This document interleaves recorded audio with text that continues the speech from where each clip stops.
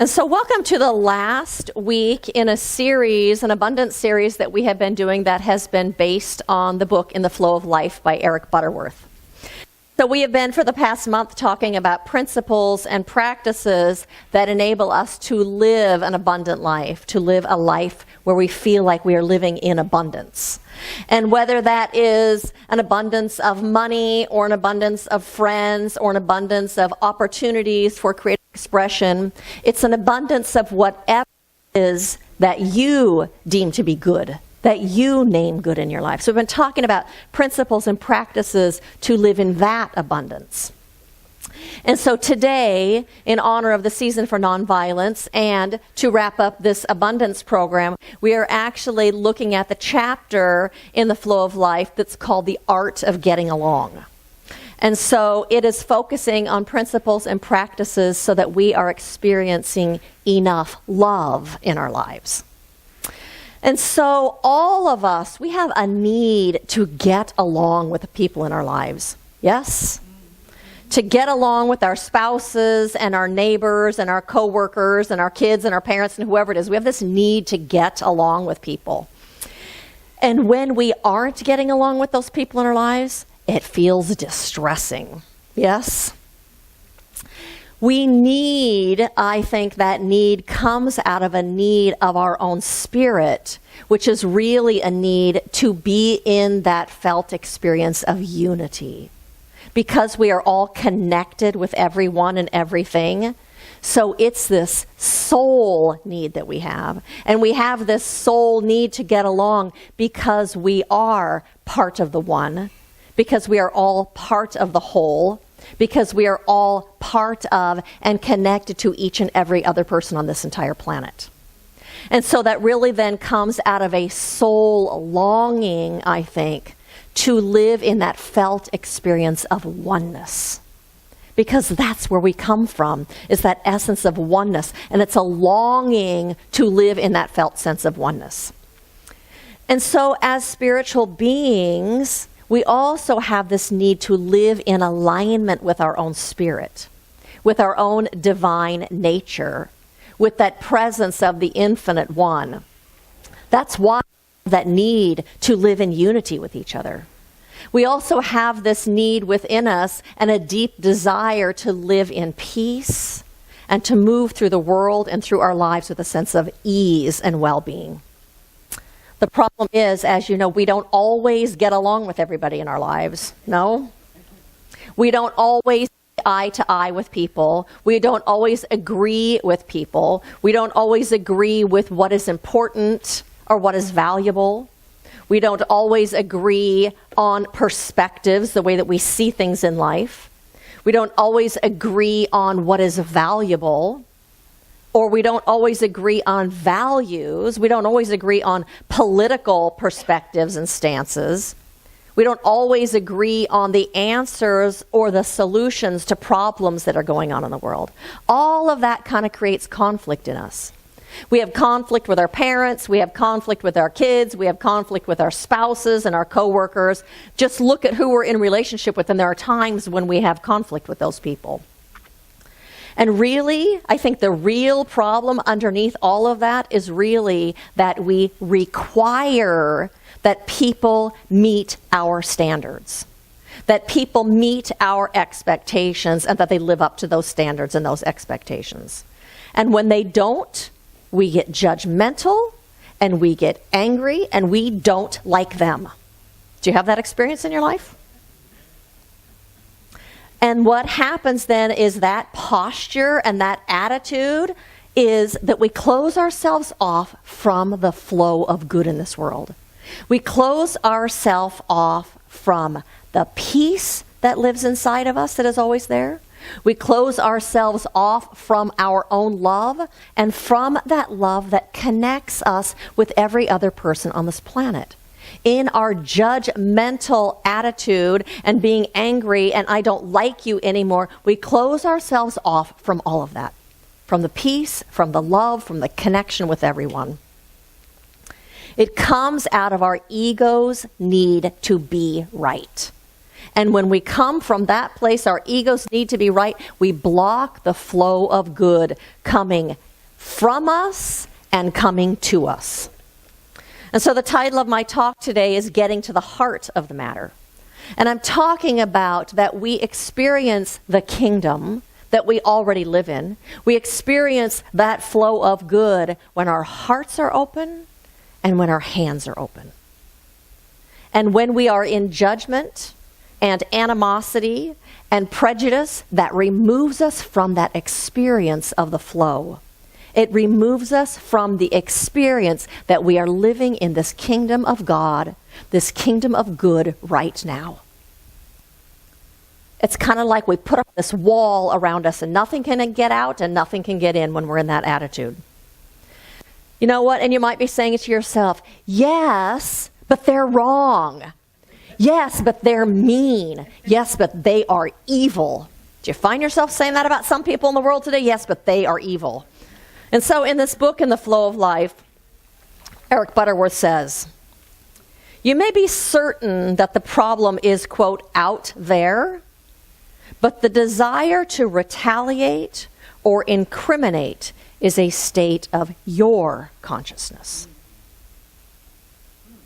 The desire to retaliate and incriminate is in your consciousness, regardless of what's going on out there. So your consciousness is always doing one of two things. It is always placing you directly in that flow of good, or it is obstructing that flow of good, always, depending on what your attitude and your feelings and your words and your focus is on. It's because, as you know, when you block the flow out from you, when you're not giving, when you're not loving, when you're not kind, you block the flow from inside of you. You block the flow with that attitude simultaneously. And so let me give you an example if you don't believe that. That you are really angry with your spouse. I mean, really fuming angry. And the phone rings, and it's one of your friends on the phone. And your friend says, hi, I just called to say hi and to tell you that I was thinking about you. And normally, if you weren't mad, what would happen is you'd go, oh, and your heart would kind of open, and the love that you feel for that person would swell up, and you would feel appreciation, and you would feel that connection, and you would feel that love, and you'd feel gratitude for that friend. But when you are angry at your spouse, you feel none of that stuff. In fact, what you say is, oh my gosh, you're never going to believe what he or she did now. You block that flow of the good from coming into you when you are in that kind of an attitude. It's a resistant attitude to the good of life. And so in his book, In the Flow of Life, he also says, should you be indifferent to people or circumstances?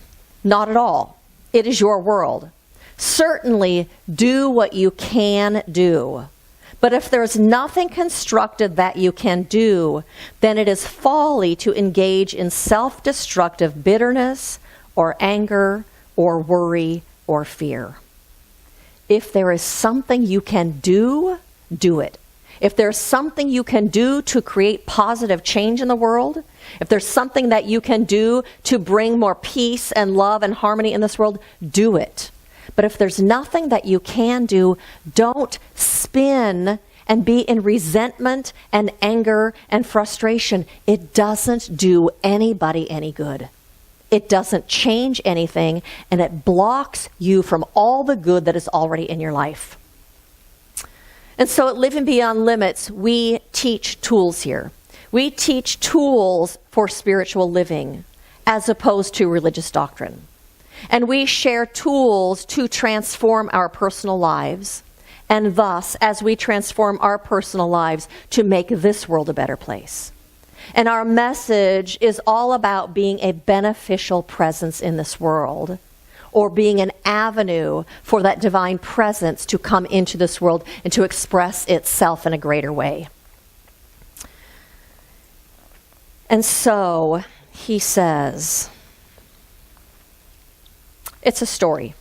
Philippe Vernier, a religious mystic who was martyred under the Nazi regime in World War II, came through unspeakable treatment with an unshakable faith and a radiant consciousness. The philosophy that he evolved while he was in his, quote, furnace of affliction has been a light to countless persons who walked in darkness. He insisted that humankind is a torch bearer of the light of God, and that we should not spend our time groaning over what the world lacks, but bring it what it needs. Not groaning over what the world lacks, but to bring it what it needs.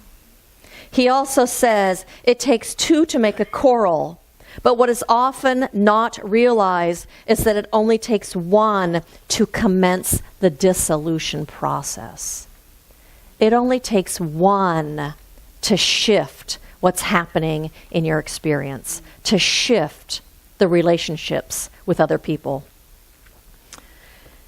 You are being called to be the light. You are being called to be the love.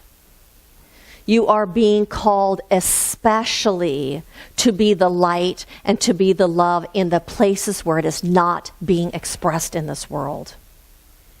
You are walking this spiritual path, and that's what's being asked of you. You know, Jesus said, "What is that to thee? Follow thou me."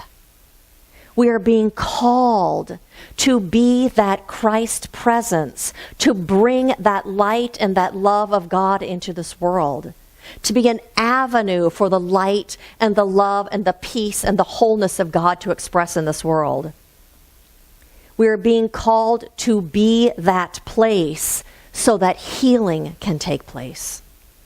We are called to be that light and that love so that it creates a space for new solutions and new answers to problems to be able to come into an awareness so that something new can happen in this world. Because when we are in anger and resentment, we are not open to any new ideas. We are not open to any new inspiration or insights. We're not open to our intuition. We're closed off from all of the flow of good. And so you are being called to live from your spirit and to live from the truth of oneness, not being called to live from your ego. And so in the book, The Art of Being, he says this. It's called Love Is All You Need. In the early 60s, when the Beatles sang All You Need Is Love, the world sang along as a new generation began searching for love and the meaning of love. While many may have found love because they knew the first place to look for it was within, others are still seeking it and continue to look for it in a number of ways. It reminds me of the old country song, Looking for Love in All the Wrong Places. We all have an innate drive and right to experience love, because we are born hardwired with that desire. How so? Spiritually speaking, God is all that there is. And in its highest essence, God is love. This makes you and me divine conduits for God's love. You can say that we were veritably born to love, and as corny as it sounds, it does have to begin with loving ourselves first. The old saying, as within, so without, really applies here.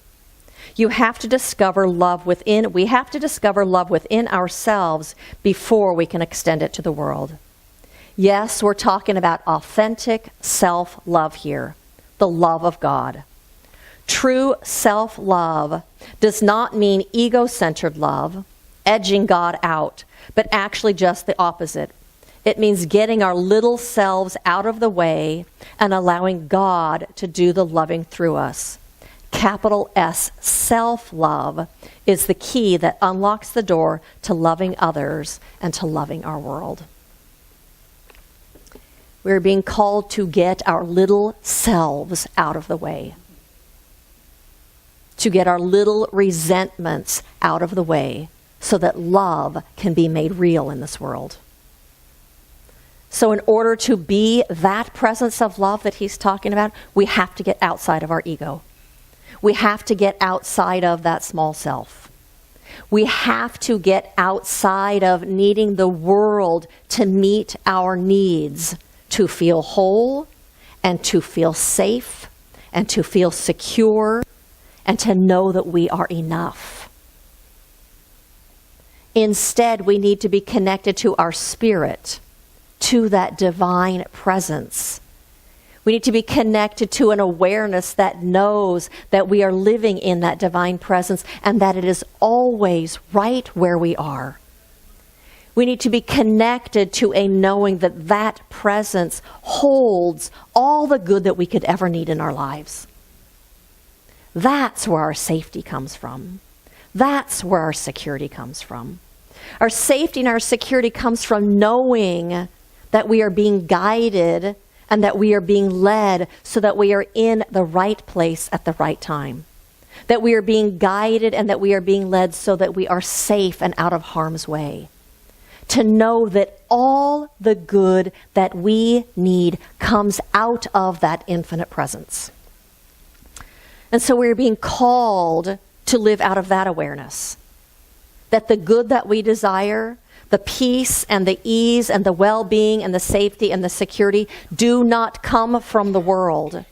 Instead, they come from within, and they come from our connection, our indivisible connection with the divine, with that presence of God and all that it is.